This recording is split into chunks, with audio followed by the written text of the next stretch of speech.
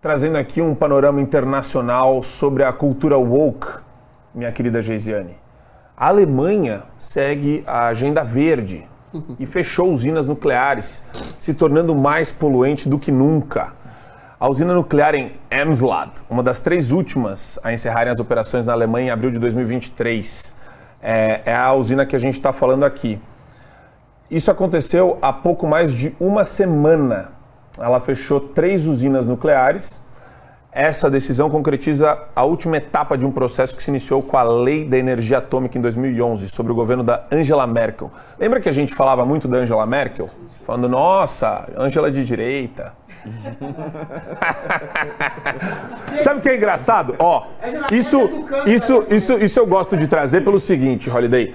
Muita gente, quando eu comecei ano passado no 3 em 1, em alguns programas, muita gente falava, ai, você reduz tudo na direita e esquerda. Ai, tudo pra você é de esquerda.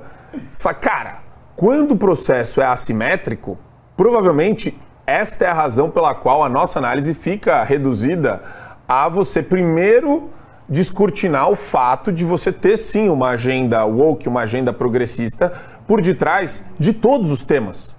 Então quando a gente fala de militância LGBT, de alarmismo climático, que esse é o ponto que a gente está trazendo aqui, é exatamente a questão que a gente vem colocar para a audiência no sentido de falar, olha, por quê? Por que a gente está mudando isso? Por que a Greta foi alçada como uma espécie de mentora intelectual, de imagem, propagandista de um mundo melhor? Quais eram as razões para isso acontecer? E você vê que a imprensa corroborou esse discurso durante muito tempo. E ainda corrobora. O mundo era para acabar, Holiday, acho que umas 30 vezes nos últimos 30 anos. E não acabou. Aí eu queria entender, como que você enxerga isso, né, na cultura ocidental? Você acha que isso tem prejudicado a gente? E você acha que dá para trabalhar esse assunto de maneira razoável aqui no Brasil também? Ou a gente vai virar refém desse alarmismo climático?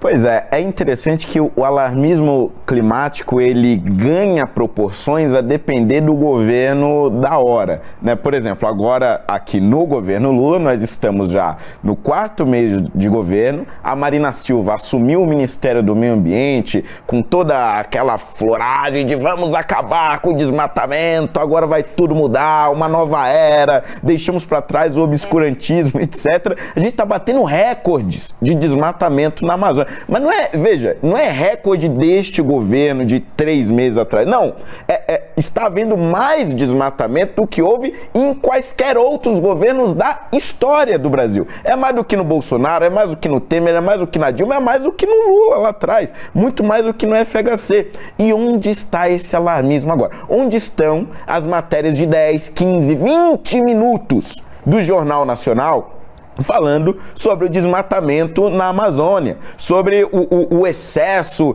de lucro ou de desmatamento patrocinado por grandes madeireiras? Onde está agora as investigações do Fantástico aos domingos, tentando procurar ligações da ministra do Meio Ambiente com os madeireiros? Simplesmente não há.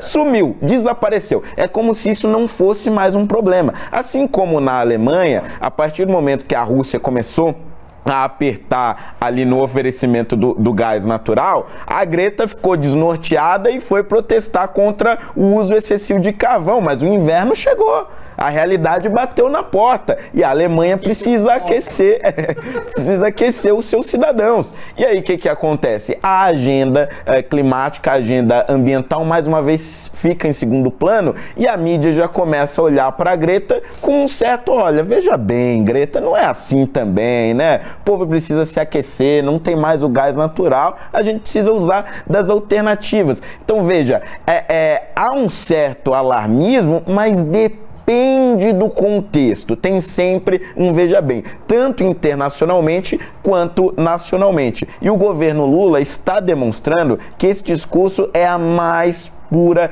hipocrisia. A grande verdade é que no caso do Brasil, aqui especificamente, nós não temos, nem nunca tivemos uma estrutura suficiente de fiscalização da Amazônia. Não era um problema específico do Jair Bolsonaro. Tanto é que se você compara os índices do governo Bolsonaro com os índices de outros governos, não era nada estrondôntico, assim, até porque boa parte dos incêndios que aconteciam eram incêndios naturais e muitas vezes reportados pela imprensa como se fossem propositais. Aí passavam algumas semanas, alguns meses, as investigações concluíam que não havia incêndio proposital, só que isso não era noticiado, pelo menos não com a mesma amplitude. Então tudo isso depende do contexto. A discussão climática, a discussão sobre o meio ambiente também é uma discussão essencialmente política e é sim uma discussão polarizada. Há uma tentativa de se demonizar todas aquelas figuras de direita que discutem as questões relacionadas ao meio ambiente, como se a gente quisesse destruir tudo, derrubar todas as árvores da Amazônia e construir prédio no lugar, o que é